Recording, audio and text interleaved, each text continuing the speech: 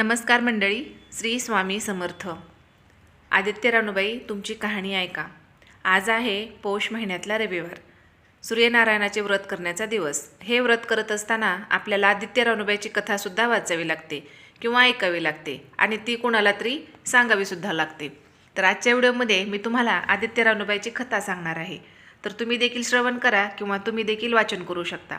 आटपाटी नगरात एक ब्राह्मण राहत होता. तो रोज समिधा फूल दुर्वा आणावयास रानात जात असे. तिथं नागकन्या देवकन्या वसा बसत होत्या. ब्राह्मणाने त्यांना विचारले, कसला वसा बसता, तो मला सांगा. तुला रे वसा कशाला हवा? उतशील मातशील, घेतला वसा टाकून देशील. ब्राह्मण म्हणाला, उतणार नाही, मातणार नाही, घेतला वसा टाकणार नाही.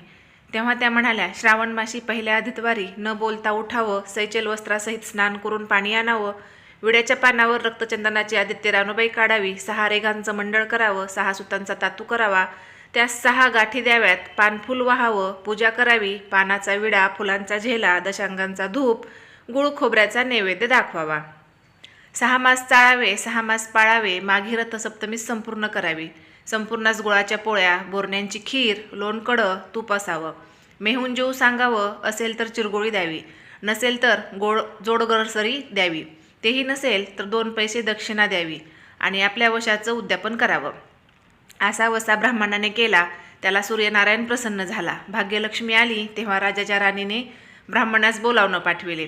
ब्राह्मण खूप घाबरला, थरथर कापू लागला. तेव्हा राणी म्हणाली, घाबरू नका, थरथर कापू नका. तुमच्या मुली आमच्या इथे द्या. आमच्या गरिबाच्या मुली तुमच्या घरी कशा द्याव्यात? दासी कराल, बटीक कराल? राणी म्हणाली, बटीक करीत नाही. राजाची राणी करू, प्रधानाची राणी करू. मार्गेश्वराच्या महिन्यात ब्राह्मणाने लग्न करून मुली दिल्या. एक राजाच्या घरी दिली, एक प्रधानाच्या घरी दिली. पण गेल्या पावली मुलीचा समाचार घेतला नाही. 12 वर्षांनी समाचारास ब्राह्मण निघाला. राजाच्या घरी लेकीनं बसावयास पाट दिला, पाय धुवायला पाणी दिलं. म्हणाली, बाबा गुळ खा, पाणी प्या. ब्राह्मण म्हणाला, गुळ खात नाही, पाणी पित नाही. आधी माझी कहाणी करावयाची आहे, ती तू ऐक. तुमची कहाणी ऐकायला मला वेळ नाही. राजा पारधीला जाणार आहे, त्याला जेवायला उशीर होईल. त्याच्या मनात राग आला. तोच राग मनात धरून ब्राह्मण तिथून निघाला आणि प्रधानाच्या घरी आला. वडिलांना पाहताच लेकीने बसावयास पाट दिला, पाय धुवायला पाणी देऊन गुळ पाणी दिलं. गुळ खात नाही, पाणी पित नाही, कहाणी करायची आहे, तू अगोदर ऐक. तुमची कहाणी नको ऐकू तर कोणाची ऐकू?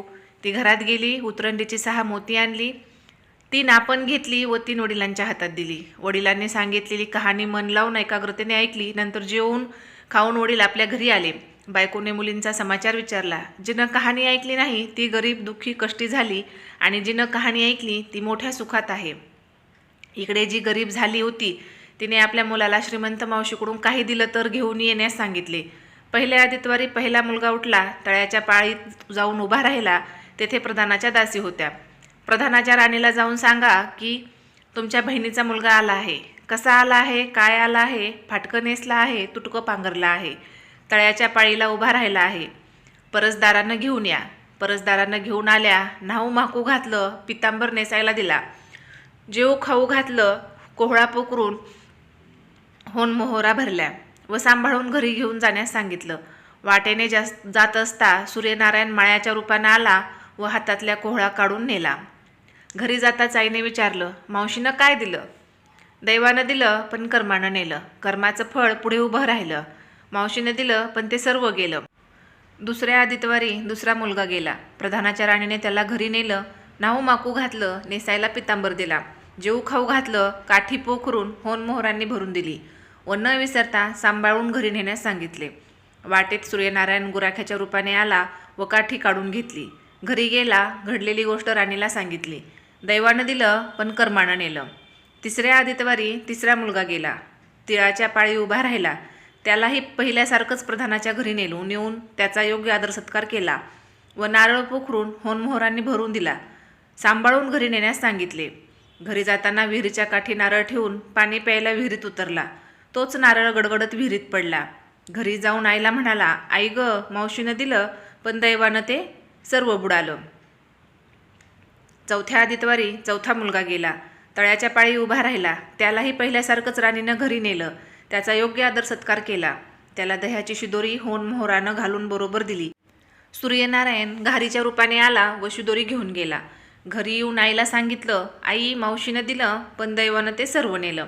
5व्या आदित्यवारी आपण उठली, तळ्याच्या काठी उभी राहिली. दासीने तिचा निरोप तिच्या बहिणीला सांगितला. बहिणीने तिलाही परसदारानं घरी नेलं. नाहू माकू घातलं, साडी चोळी नेसायला दिली. प्रधानाची राणी आदित्यवाराची कहाणी करू लागली. काय वसा करतेस ते मला सांग. बहीण म्हणाली, वडिलांची कहाणी ऐकली नाहीस म्हणून तुला दारिद्र्य आलं. राजाच्या राणीने यावर उपाय विचारला तेव्हा तिने वसा सांगितला. ती बहिणीच्या घरी राहिली. श्रावणात सांगितल्याप्रमाणे सूर्यनारायणाची पूजा केली. इकडे राजाला भाग्य आलं. राजाने छत्रचाम्र देऊन बोलावणं केलं. राजा येताच ती घरी जायला निघाली. एकमेकींना बहिणी बहिणीने आहेर केले. वाटेने निघाली. पहिल्या मजलेस स्वयंपाक केला. राजाला वाढलं, मुलांना वाढलं, आपलं पान वाढून घेतलं. तोच कहाणीची आठवण झाली. हाकारा केला, डांगोरा पिटला. कोणी उपाशी आहे का शोधण्यास सांगितले. कोणी उपाशी नव्हतं. वाटेने एक मोळी विक्या चालला होता. त्याला कहाणी ऐकायला बोलवलं. तो मोळी म्हणाला, तुझ्या बाईची कहाणी ऐकून मला काय फळ, माझं पोट भरलं पाहिजे. असं म्हणून तो राणीकडे आला. राणीने 6 मोती घेतली. 3 त्याला दिली व 3 आपल्या हातात ठेवली व मनोभावे कहाणी सांगितली. त्याने मोठ्या भक्तीने ऐकली. त्याची मुळी सोन्याची झाली. तो म्हणाला, कहाणी ऐकल्याचं एवढं फळ, मग वसा घेतल्यास किती मोठं फळ मिळेल.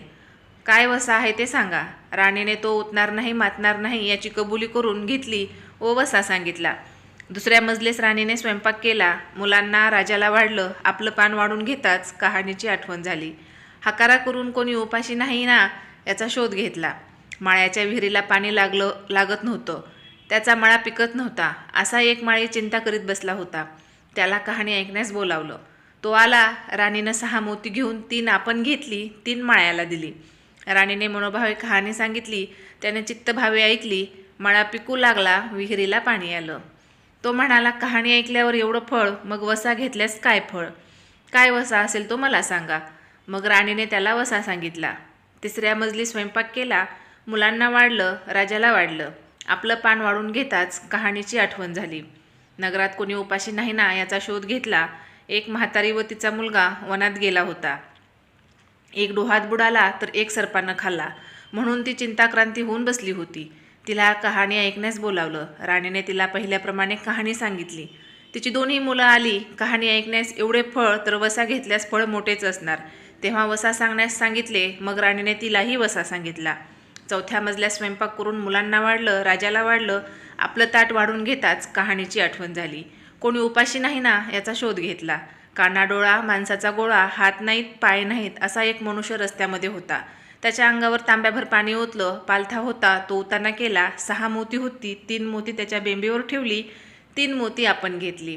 राणीने सांगितलेली कहाणी त्यांनी ऐकली. त्याला हात पाय आले. देह दिव्य झाला. त्यानेही राणीस वसा विचारताच राणीने त्याला वसा सांगितला. 5व्या मुक्कामास घरी स्वयंपाक केला. सूर्यनारायण जेवायला आले. 7 दरवाजे उघडले. लोह घंगाळं पाणी तापवलं. षडस पक्वानं जेवायला केली. सूर्यनारायण भोजनास बसले. त्यांना पहिल्या घासाला केस लागला. ते रागावले. राजाच्या राणीला 12 वर्ष दारिद्र्य आलं होतं. तिने आदित्यवारी वळचणीखाली बसून केस विंचरले. काळं चवाळं डोईचा केस, वळचणीची काडी डाव्या खांद्यावरून टाकून दे. राजाच्या राणीला सूर्यनारायणाचा कोप झाला तसा कोणाला होऊ नये. ब्राह्मणाला, मुळी विक्याला, राजाच्या राणीला, माळ्याला, म्हातारीला, कानाडोळा, माणसाचा गोळा सर्वांना सूर्यनारायण जसा प्रसन्न झाला तसा तो तुम्हा आम्हा हो. ही 60 उत्तराची कहाणी 5 उत्तरी सुफळ संपूर्ण. तर तुम्ही ही कहाणी शेवटपर्यंत ऐकल्याबद्दल मनापासून तुमची खूप खूप आभारी आहे. व्हिडिओ आवडला असेल तर व्हिडिओला नक्की लाईक करा, शेअर करा व चॅनलला सबस्क्राईब करायला विसरू नका. धन्यवाद. श्री स्वामी समर्थ.